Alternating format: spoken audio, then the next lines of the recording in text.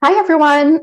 Welcome to this session on Collaborate, Meet, and Work Remotely, hosted by Grow with Google.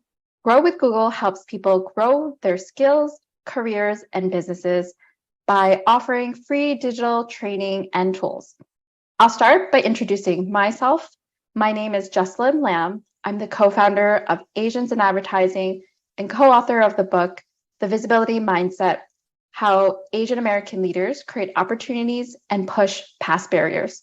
I'm so excited that you're here with us today. Today, I'll show you how Google tools can make working remotely easier and more efficient. And in this workshop, I'll be sharing information for you that you can also take notes along the way, and then make sure you also post and share on social with hashtag Grow with Google. So now let's get started. We all know working remotely often means working from home. So before we jump into Google Workspace, let's start going over a few tips that can make it easier for you to work from home. Keep your routine, and if you normally wake up, work out, and take a shower before work, keep doing that. Maintain regular hours, set a schedule, and try to keep to it. Keeping your routine will help with a sense of normalcy. And create a dedicated workspace. Find a spot as your go-to work in your home at the same place every day. If you don't have the luxury of a dedicated office space, go to the same place at a table every day, even if you have to clean it up at dinner time. Don't just bring your laptop to the couch one day and then the recliner the next. Have lunch and breaks. Make sure you add them to your schedule. It's too easy to eat at your desk when you're at home. And also don't sit in front of your computer for 8 solid hours. Every hour or so, make sure you take some time to stand up, walk around, and give your body and your eyes a break. And the next one is to have the tools that you need to be productive. Think about the office supplies you use in a normal workday. Make a list and make sure you have them as part of your home office. And create a daily to-do list. At the end of your workday, write your to-do list for the next day. That will help keep you from popping back to your computer to do just one more thing. Give your coworkers a bit of grace. If they're working from home, they may have background noise, dogs barking, interruptions from children or other people in the household. So just be flexible and roll with it. And if those distractions happen to you, don't worry or stress about it.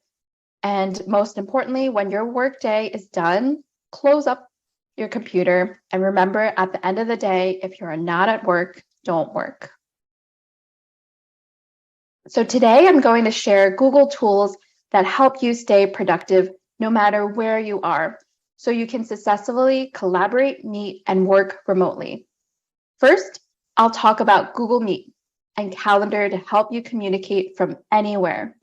Then I'll go over Google Drive and how to collaborate with people on the same files from anywhere.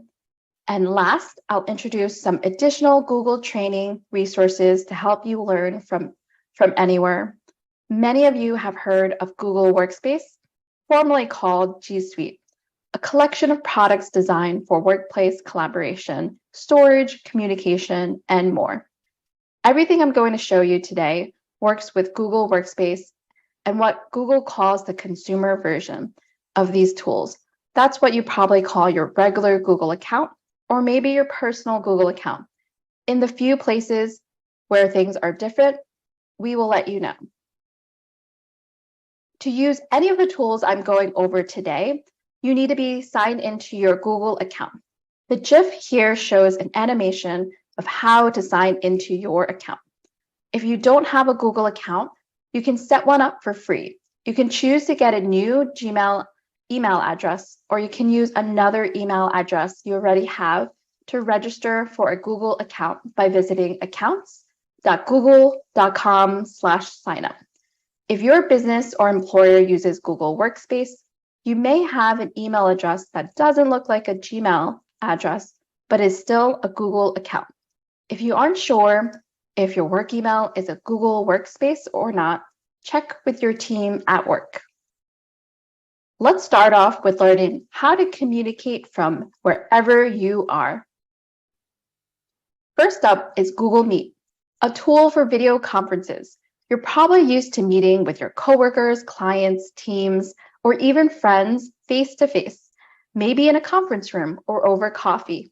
But that's not always possible when everyone is working from a different place. Unlike a regular phone call or audio conference call, Google Meet gives you some of the benefits of face-to-face meetings even when you can't be in the same room. It's easy to set up a video conference in Meet and share the link with the people who you want to attend. Anyone can join a video call in Meet, even if they don't have a Google account. And setting up a Meet is available to everyone who has a Google account, even if it isn't a Google Workspace account. You need to be signed into Google to create a video meeting, but you do not need a Google account to participate in a Meet video call. If you have an existing Google account, for example, if you're at gmail.com user, sign in at meet.google.com to get started. If you don't have a free Google account, you can create one using your work or personal email of choice. And with Meet, people can access your meeting from their computer, tablet, or smartphone. You don't need any plugins or special software. If you're connected to the internet, you can connect on Meet. As shown on this slide, when you're looking at Meet on your phone, you'll see your scheduled calls under video screen. With the free consumer version of Meet, you can have the video meetings with up to 100 participants. With a paid Google Workspace account, which is the business version of the Google tools, you can have video meetings with up to 500 attendees. With the Workspace Business Standard, Business Plus, or Enterprise account, you can record your meetings too. All conferences in Meet are encrypted, and the security features are turned on by default, so that in most cases, you won't have anything to ensure the right protections are in place. This slide compares the free version of Google Meet with paid plans. Paid plans refer to Google Workspace accounts, formerly known as G Suite, or a special option called Workspace Essentials. That includes Google's productivity tools like Meet, Docs, Slides, Sheets for businesses who want to use their own email and calendar systems, such as Microsoft Outlook. As you can see, the free version allows up to 100 meeting participants in a meeting. Group meetings can be up to 1 hour, and there's no limit to the number of meetings. For paid Google Workspace accounts, meetings can hold up to 500 attendees and allow you to record meetings, depending on the plan. This presentation includes information about free and paid features. The Meet interface might look slightly different depending on the version you use. To learn more and compare plans, visit the Google Workspace pricing page at workspace.google.com/pricing. Having a Google Meet video conference rather than an audio call helps people feel connected. If you haven't tried Meet, here are some ways you can use it. You're probably used to having in-person brainstorming meetings with your team. You can try them in Meet. And if you normally meet with your clients in person, encourage your clients to schedule consultations with you via Google Meet. You can also host online classes or virtual get-togethers with Meet. Like a lot of Google tools, there are different ways to connect with Google Meet. I'm going to show you 2 ways to join a Meet video call. No matter how you access Meet, you'll have a variety of options you can use. The easiest way to access Meet is through meet.google.com. This way is perfect for impromptu meetings and conversations. From meet.google.com, all you have to do is click Join or Start a Meeting. In the image on the screen, we've highlighted New Meeting on the left and Join a Meeting on the right. Remember that you don't need a Google account to participate in Meet video meetings, but if you don't have a Google account, the meeting organizer or someone from that organization must grant you access to the meeting. If you're not signed into a Google or Gmail account, you can't join using your mobile device. If you want to schedule a meeting in advance, even if it's later that same day, you can do this through Google Calendar. This is the second way to schedule a Google Meet. You can find your calendar at calendar.google.com.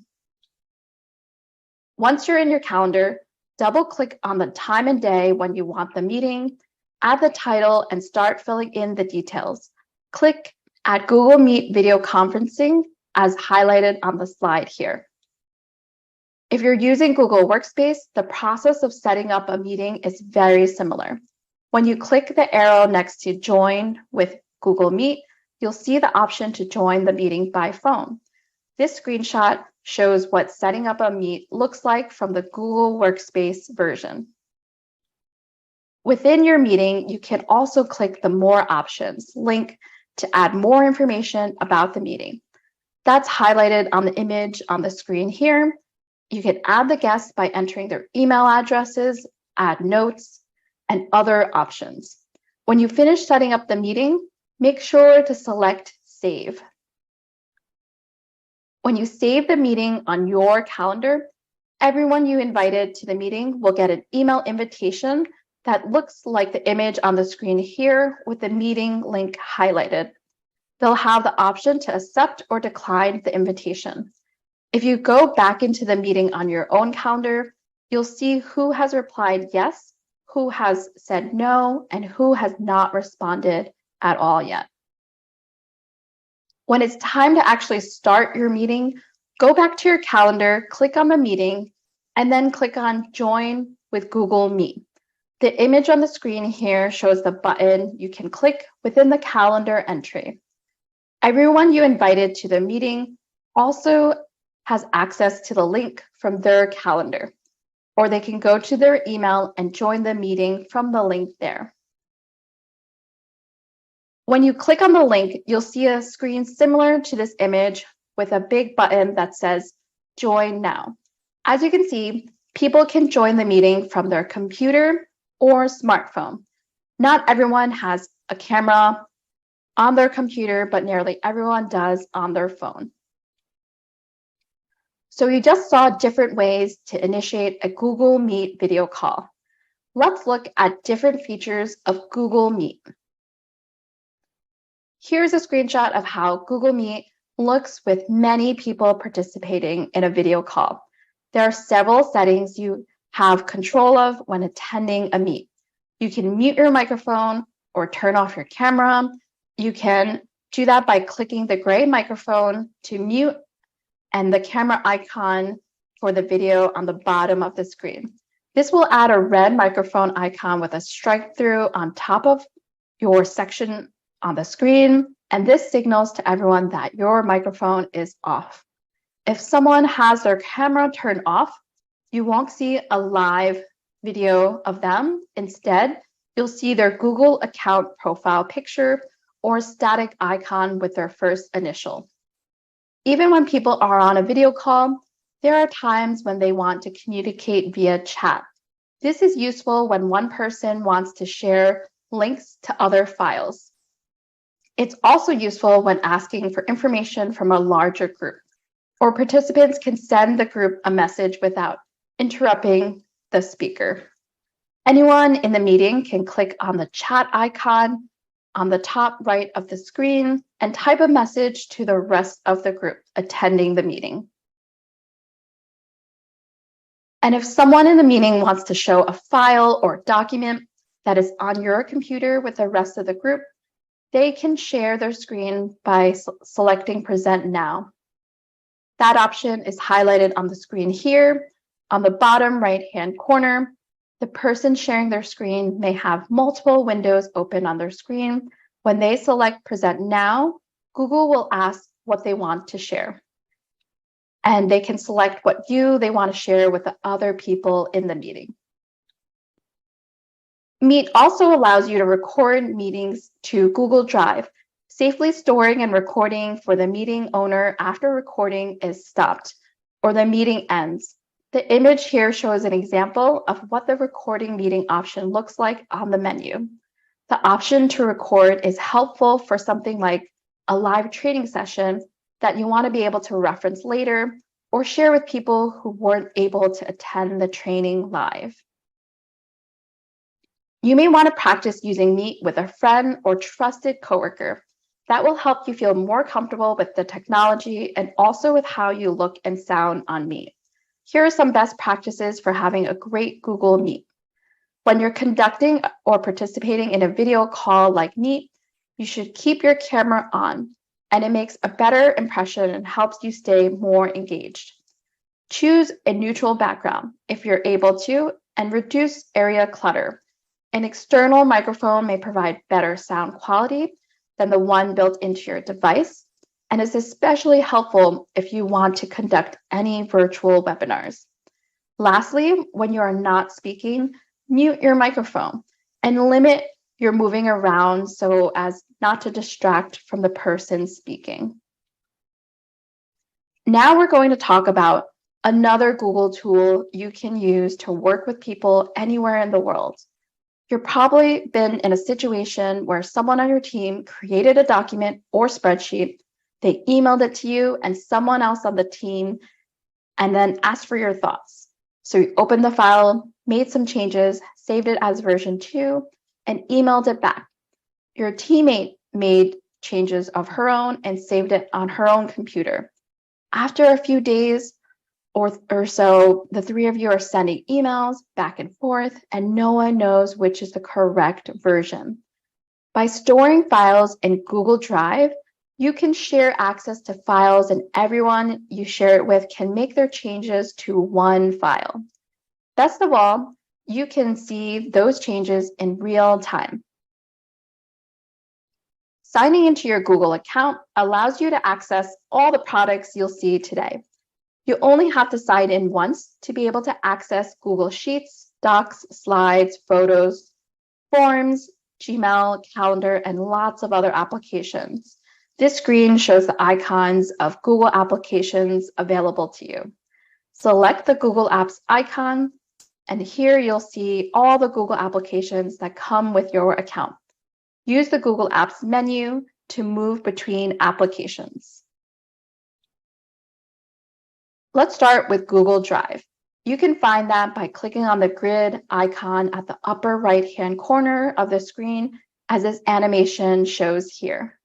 If you're already in another Google app like Gmail, you can find the grid icon on the upper right corner here. When you click on the grid icon, you'll see the Google Drive icon as well as icons for other Google applications. Most likely, the ones you use the most will show up first. Feel free to rearrange the applications the way you like. The link in the quick tip here goes step-by-step instructions on everything you need to know about Google Drive, including uploading files from other softwares like Word and Excel. You can also access Google Drive as well as any of the individual apps from your mobile device. This screenshot shows the Google Drive icon on an iPhone, and when you store your files in Google Drive, you can access them from anywhere, anytime you are connected to the internet. And if you know there's a good chance you're going to be without internet access, you can turn on the available offline setting for the files you think you might need offline. We'll go into that in a few minutes. As I mentioned earlier, Google Drive is a great tool that allows you to save all kinds of files in one secure location. The slide shows a screenshot of my drive that shows saved documents, PDFs, and slide presentations. When you store files in your drive, you can give different people access to different files. For example, you created a draft agenda for a big event. and you want everyone on your event planning committee to have access to the agenda. That's the path I'm showing you on the left side of the screen. But you also have a budget file, and you only want one other person to have access to that. That's the path on the right side of the screen. Even better, you can give different people different levels of access to the file. People can either have access to edit a file, comment on a file without editing, or to just view it without the ability to comment or make any changes. You can also give people access to a complete folder and store a group of files in that folder. In that situation, everyone who has access to the folder will have access to all of the files within that folder. And yes, you can give access to people outside of your organization. That makes this perfect for sharing information with your clients or members. Now I'm going to show you how to create and collaborate on individual files. In order to create one of these files, you need to be in your Google account.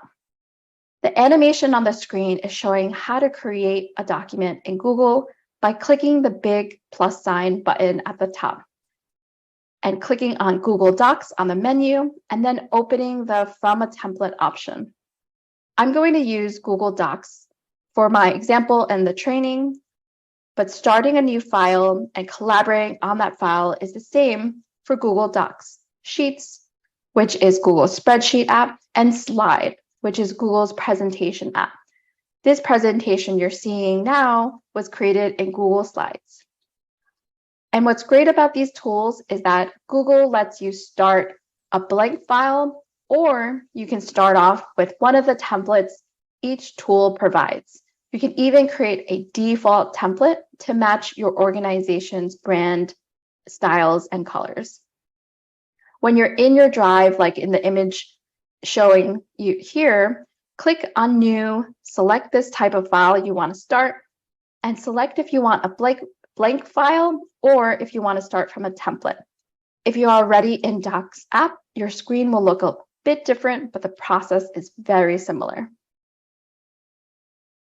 Whether you're using a template or starting from a blank file, the first thing you want to do is rename your file. Google automatically saves your work and the files for you. If you don't name it right away, you'll end up with a bunch of files on Google Drive, all called untitled document, untitled spreadsheet, or untitled presentation. Today, I'm not going to show you how to use the basic word processing features in Google Docs. If you want information on how to use them, you can go back to grow.google/remote work for more trainings on that. And at the end of today's presentation, I'll be sharing more training resources for you to reference. I want to show you a feature that makes collaboration much easier. Once you create a document, you might want feedback from other people. I already mentioned you can share files with other people. As I'm showing you here, there's a blue share button at the upper right-hand corner of the screen. When you click on that, you can add the emails of the people you want to share it with, and also assign their editing level. And here's how you can add comments to your files and ask others to contribute. First, click on or highlight the word or phrase you want to comment on. In this example, we used, have we started looking for her replacement? There are a couple of different ways to add a comment. I recommend you to go to the top of the screen and find the plus icon. At the top of the example here, we added a call out that says add comment. That's where the plus icon is. Click on that plus icon and you'll get a little pop-up where you can type in your comment. And when you do that, everyone who has access to the file can see your comment. But you can also alert or assign someone to that comment. On the right side of the screen here, you can see that Randy alerted and assigned a comment to Pamela.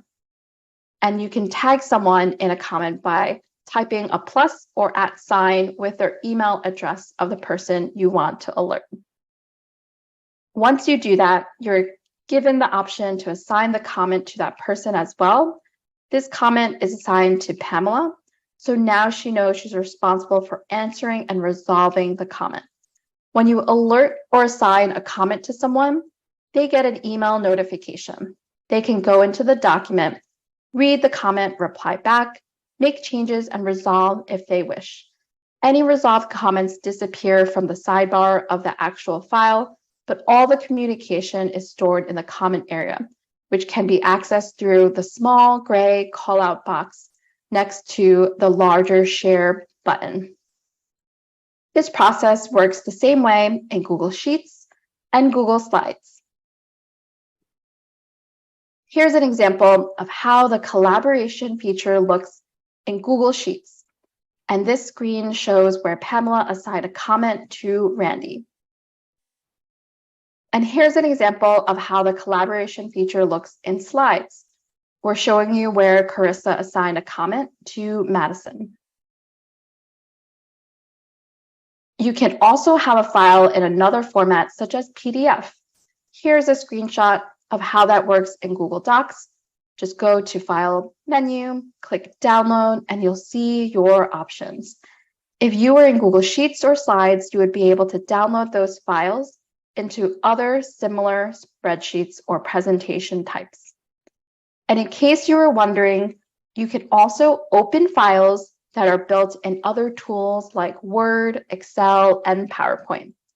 You do that by going to File and then Open. As I mentioned earlier, you may want to access some files offline.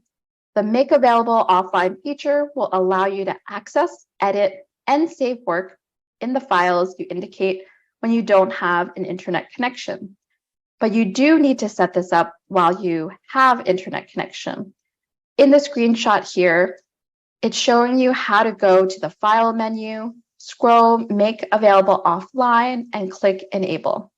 Be sure you enable this feature for any files you think you'll need offline before you get stuck without any internet connection. Also, you must do this on the device you want to access the file offline. For example, if you want to use your phone to access a file while offline, go to that file when online from your phone and adjust the setting from there. So now let's go over recap and resources. Working remote can be a great time to dive into new learning. Next, I'll share next steps with you and training resources that Google has to offer for you to access remotely. There are many different learning paths and options, so explore all of these tools and determine which ones make the most sense for you right now. Let's talk about your next steps to successfully collaborate, meet, and work remotely. First, try using Google Meet. Get used to it so you can have video meetings with others. Then become familiar with Google Drive and all the functions of sharing files, commenting, assigning action items to other people. I think you'll find this will make you much more efficient. And explore the training options that Google has to offer. Most likely, you'll find something that's right for your needs. Google Docs, Google Sheets, and Google Slides are not the only apps that Google offers. You may also want to explore forums to create surveys and collect feedback from others, sites to create your own websites for your business or to share your work portfolio, photos to store all your images in one place, YouTube to learn or share through video content, and Play to see what other apps are available if you have an Android device. Here are some resources that were mentioned in today's presentation. You can check out these websites for more in-depth information on what was covered today. If you enjoy video lessons, subscribe to the Grow with Google YouTube channel at youtube.com/Google Career Certificates. The channel publishes a new video regularly, covering topics that can help you grow your skills and your career. And if you're looking to start a new career and land a competitively paid job or build skills to grow in your career, check out Google Career Certificates. Google Career Certificates can give you a path to in-demand jobs with top employers that are currently hiring. You can earn a certificate and prepare for a new career in a high-growth field in under 6 months, even if you don't have relevant experience. Learn at your own pace and complete the online program on your own terms. Certificates are available for data analytics, advanced data analytics, business intelligence, digital marketing, IT support, automation with Python, user experience design, project management, and cybersecurity. Get started at grow.google/certificates. Grow with Google is an initiative to help people prepare for work, find jobs, and grow their business. Job seekers can grow their skills in order to find new jobs and advance their careers. Teachers can learn how to put the latest technology to work inside and outside the classroom. Small business owners can build their online presence and find new customers. Startups can learn how to get their ideas the exposure that they need to succeed, and developers can sharpen their skills and master new ones. You can learn more by visiting google.com/grow. Thank you so much for attending today's workshop. We truly value your feedback. If you could take a moment to share your thoughts, we'd really appreciate it. And you can access the survey at g.co/grow/feedback or by using your mobile phone camera and scan this QR code on the slide. You can click on the banner that appears to access the survey. Thank you so much.